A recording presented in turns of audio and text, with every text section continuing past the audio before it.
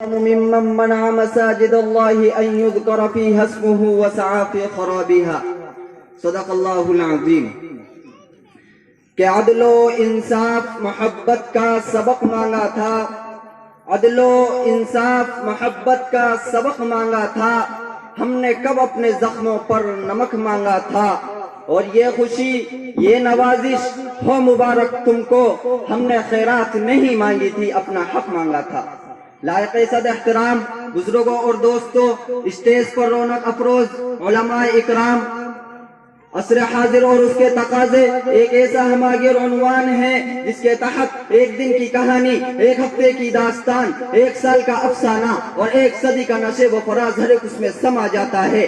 اگر دیکھا جائے تو اس کی ذیل میں فسق و فجور کی باتیں سرسر بھی ہے، تو تعصب پرستی کے تیز جھونکے بھی، ہماری نکبت و پستی کا راز بھی ہے، تو اطاعت دین کا سوائے دل گداز بھی. ظلم و بربریت کی سرکش موجیں بھی ہیں، تو جمہوریت کی جھجیاں اڑانے کے رخ پر سے واقعات بھی. اس لیے آئیے میں آپ کو گزشتہ 6 دسمبر 1992 بروز اتوار کی فرقہ پرستی کا آئینہ دکھلاتا چلوں کہ بابر کی نشانی، عدل و مساوات کی کہانی، سیکولرزم کی بزم گل فشانی اور قومی یکجہتی کی بارگاہ سلطانی. بابری مسجد کی شہادت کسی ایک عبادت گاہ کی شہادت ہی نہیں، بلکہ پوری ملت کی شہادت ہے.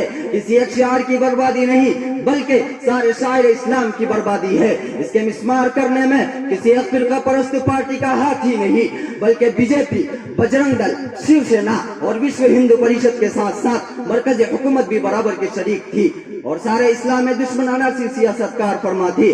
گویا کہ حکومت ہند نے مسلمانوں کے دلوں پر خنجر چلا دیا اور یہ کہنے پر مجبور کر دیا کہ منصف کی آستی میں ہے خنجر چھپا ہوا، منصف کی آستی میں ہے خنجر چھپا ہوا، انصاف کرنے والا یہ قاتل ہے آج کل. اے ملت کا درد رکھنے والوں، مجھے کہہ لینے دیجئے کہ حکومت کی باغ ڈور اور لگام جس کے ہاتھوں میں تھی، جو پارٹی جمہوریت کی دعوے دار تھی، جو تنظیم یکجہتی کا نعرہ لگا رہی تھی، جو بھارت جوڑو یاترا نکال رہی تھی، در حقیقت بابری مسجد کی شہادت اسی پارٹی کی کارستانی ہے.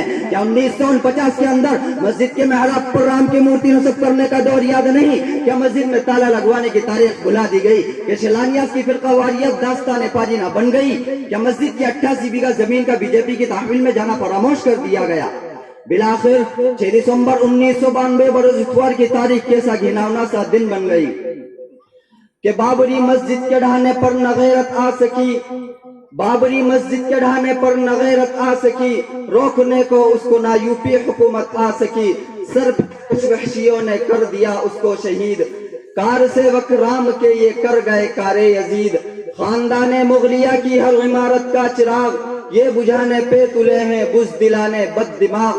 غم کا چہرہ بن گیا ہے آج ہر باغ نشاط، خار و خس میں مل گئی ہے ہر گلے ترکی بساط.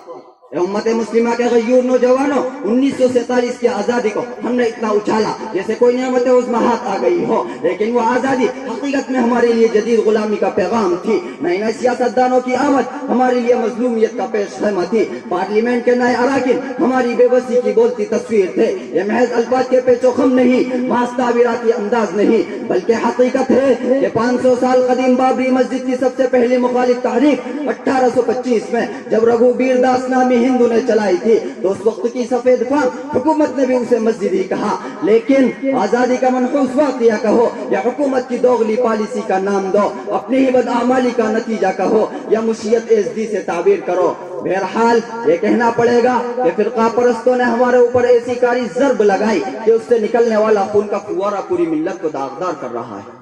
اتنے پر ہی بس نہیں، ذرا اور آگے بڑھیے. ہماری مسجد بھی شہید ہوئی، ہمارے بھائی بھی قربان ہوئے. کیا ممبئی اور راجستھان، کانپور، گجرات کے واقعہ ظلم و ستم کی شہادت نہیں دیتے ہیں؟ کیا پی اے سی کا نظام، سی اے کا نظام، این آر سی کا نظام ہماری بے بسی کے لیے کافی نہیں؟ کتنی ماؤں نے اپنے معصوم بچوں کو قربان کر دیا، کتنے ہی فرزند اپنے والدین کی تڑپتی لاشوں کو دیکھ کر یہ پکار اٹھے، اے عاد و سمود کو تباہ و برباد کرنے والے آقا، اے فرعونیوں کے دریا قلزم میں غرق آب کرنے والے آقا. کہ اگر تو نے مسلمانوں کی دل جوئی نہیں، تان دیں گے بت کے مسلم کا خدا کوئی نہیں. ان تمام باتوں کے باوجود وقت کا بے لگام حکمران اپنے آپ کو مسیحا کہلانے کے لیے بے چین ہے. حیرت ہے یہ کہ خون بہانے کے بعد بھی قاتل کو ہے یقین کہ مسیحا کہیں گے لوگ. یہ تھے موجودہ حالات کے چند ہلکے نقوش اور یہ تھے عصر حاضر کے حالات، لیکن ہمیں افسوس تو یہ ہے کہ ایسے وقت میں بھی ہماری آنکھیں نہ کھل سکی۔ ہم دیکھ رہے ہیں دھرم کے نام پر سارے ہندو ایک ہو چکے، غیر مسلموں کا سارا گروہ ایک کنبہ بن گیا، مگر ہم ہیں کہ آج بھی اختلاف و انتشار کی باتیں کر رہے ہیں، اپنے ہی بھائی کی جان کے دشمن ہیں اور اپنے ہی خون سے ہولیاں کھیل رہے ہیں۔